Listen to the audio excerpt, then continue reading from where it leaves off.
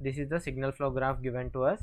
So he is asking find the overall transfer function for the below SFG, that is signal flow graph. So here the input node is 1, the output node is 8. So we need to find the ratio of C of S to that of R of S. So the first step is to find the forward path, to find the number of forward paths available. So if you see, I can reach this output point 8 from 1 in 2 ways, that is by traveling from 1 to 2, 2 to 3, 3 to 4, 4 to 5, 5 to 6, 6 to 7, 7 to 8. This is the first path I have. And the second path I have is 1 to 2. Instead of going from 2 to 3, I'll go like I'll move like this, like 2 to 5, 5 to 6, 6 to 7, 7 to 8. So these are the 2 forward paths we have. So number of forward paths we got is 2. So now our aim is to find the gain of this 2 forward paths. So let us draw those 2 forward paths. That is the first route is, or the path is 1 to 2, 2 to 3 up to 8. So gain we can write by just multiplying all the values which are coming in that particular path. So P1, which is the forward path gain of first path, that is represented by P1 is equals to G1, G2, G3, G4, G5. So similarly the second path I have is 1 to 2, 2 to 5, 5 to 6, 6 to 7, 7 to 8. So the gains involved in this particular path are G6, G4, G5. So that will be the gain of this particular path. Coming to the next step. So next step is to find, first we need to calculate the terms involved in this particular Mason's gain formula. Once you obtain all the values in this particular Mason's gain formula, then you can directly apply those values and solve the necessary equations. So we have found the values of pk. I mean here pk, here the k is equals not 1, here the k is equals to 2. So the formula will be like 1 by delta into P1 delta 1 plus P2 delta 2. So this will be the formula in this particular case. So again coming to the delta, so delta has another formula like something like this, that is 1 minus sum of individual loops minus sum of 2 non-touching loops. It goes on increasing depending upon the number of non-touching loops that are available in the system. So let us see what are the loops we have. So let us start calculating about loops. What are the loops we have? Let me erase everything from the screen, then we will discuss.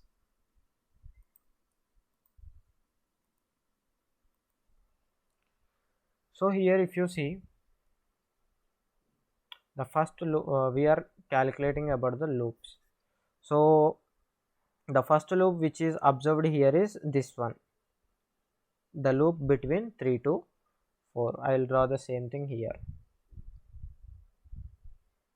3 to 4, and it has gain of G2. This is 3, 4 minus H1.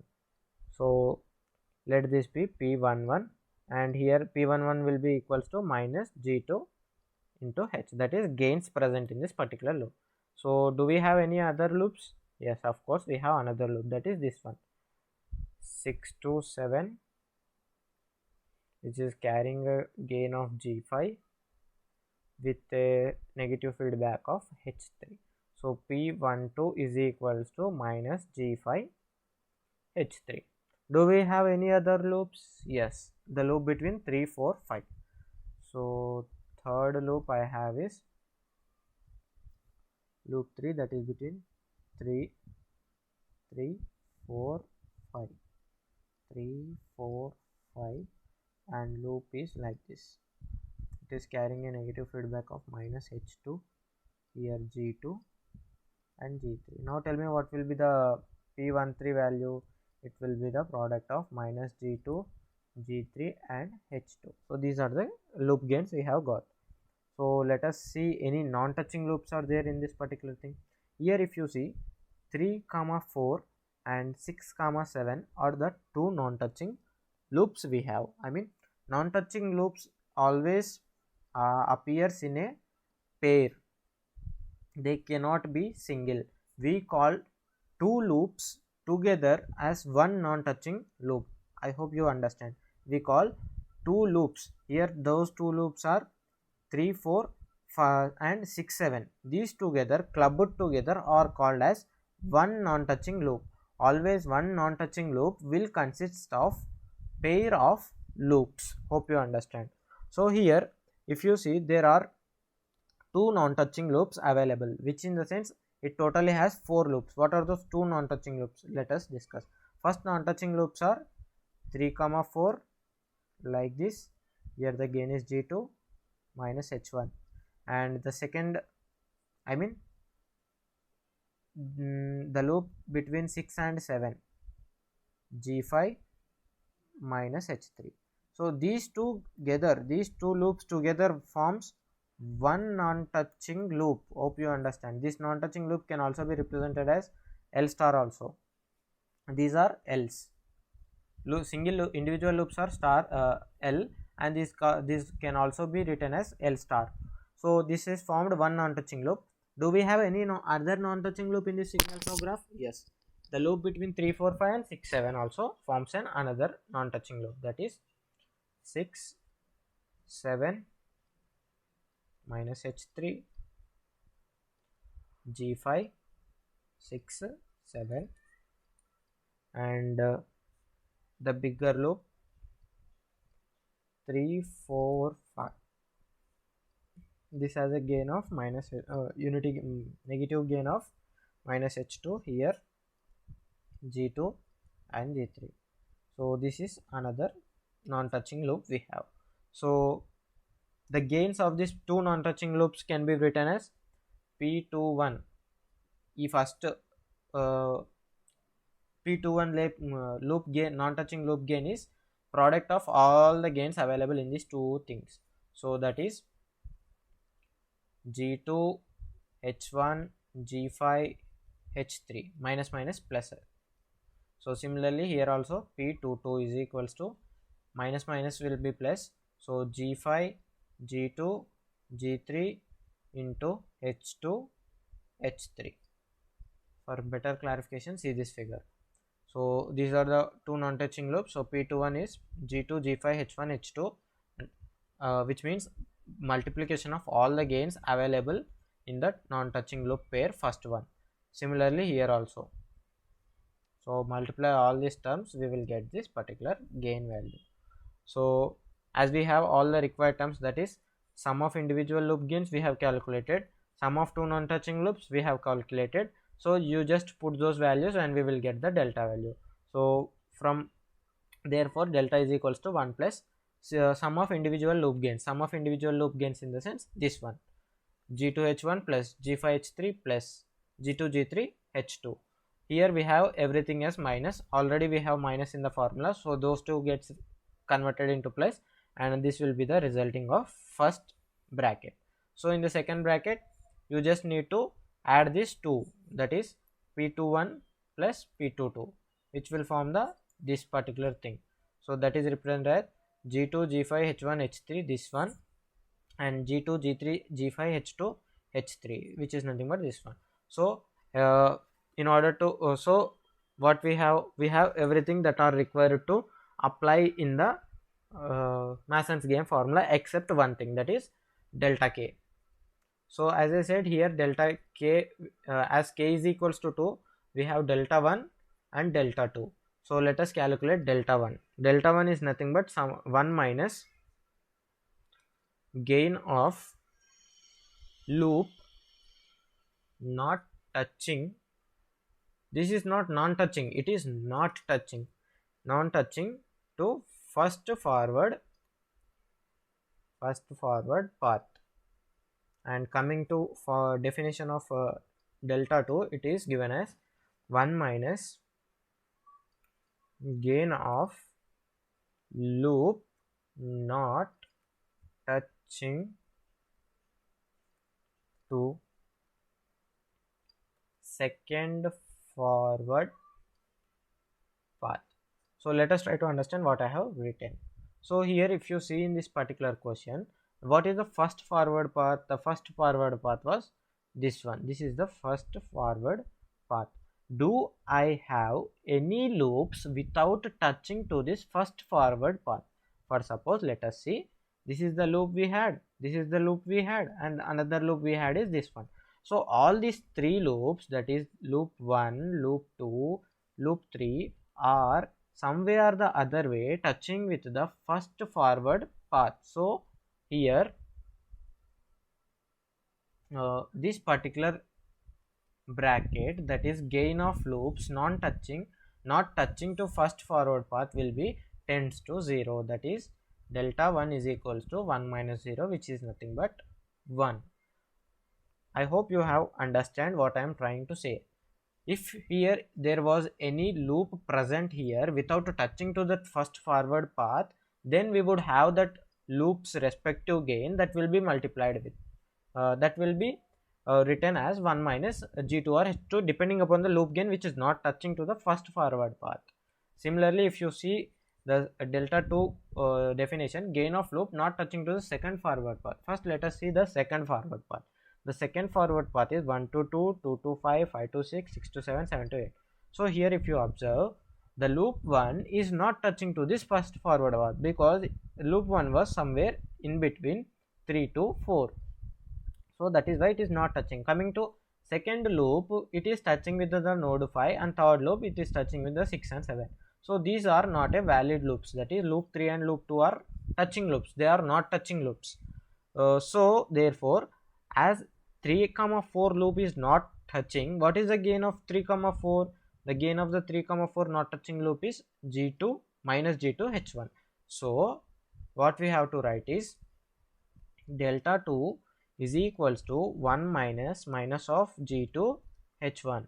So finally delta 2 will be equals to 1 plus g2 h1. So this is the delta 2 value. So here you can see, yes, delta 1 is equals to 1 minus 0, which is equals to 1. Delta 2 is equals to 1 minus gain of loop not touching to the second forward path, and we have got 1 minus g2. Now you just put all the values whatever we have got in the particular Mason's gain formula. As here k value is 2, that is number of forward paths are available are 2. So our formula will be p1 del 1 plus p2 del 2 upon delta. So delta value we have got here. So put this delta value in the denominator, and pk delta p1 value we already know, that is forward path gain, I mean loop gains. These are called the loop gains. P1 value, where did we got?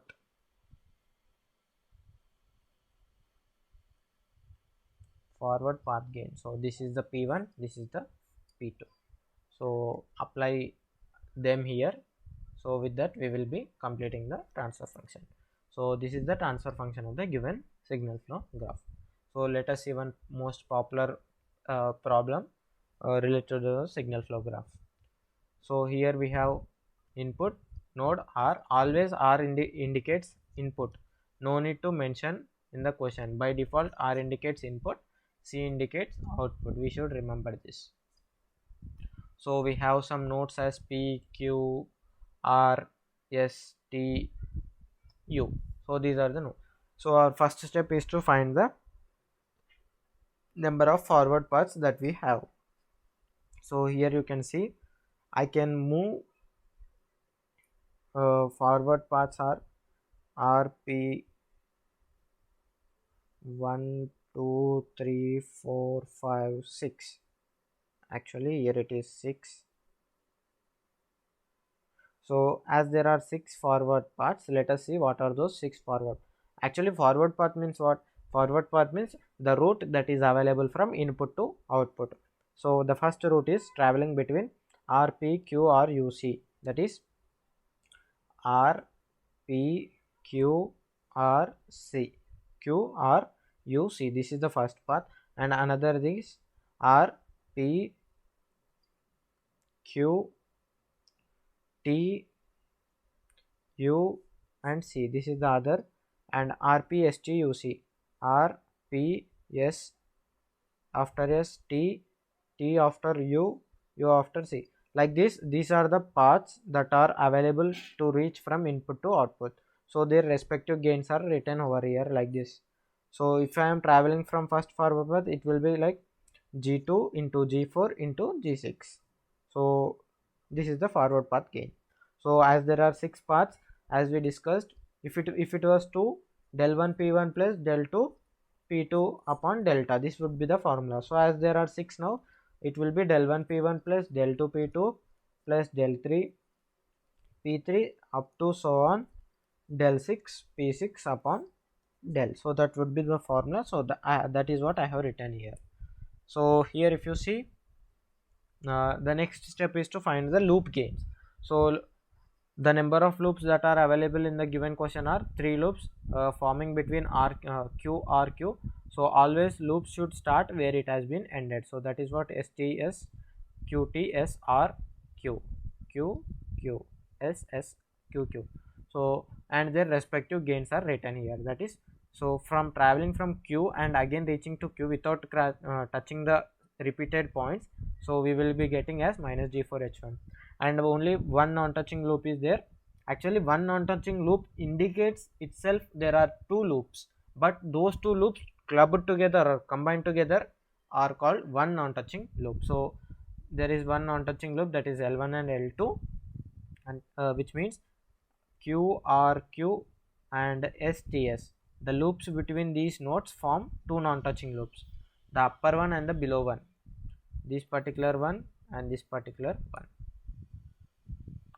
So we know that delta will be equals to 1 minus sum of individual loop gains, that is this one individual loop gains, plus sum of 2 non-touching loops, that is this one directly. So further simplifying this, we will be getting delta value as this one. So in order to calculate delta 1, it will be given as 1 minus gain of loop which is not touching to the first forward path. So here there are 6 forward paths, so 6 del 6 will be there. So you need to see how many non-touching loops are there. There are only 2 non-touching loops, so only one first one, and there is only possibility for 2 delta values in which it won't be equals to 1. So those 2 are delta 1 and delta 2. Remaining all values will be equals to 1 because there are number of non-touching loops are only 2. So after obtaining all the values required, substitute them in Mason's gain formula and obtain the transfer function. So that is what we have drawn.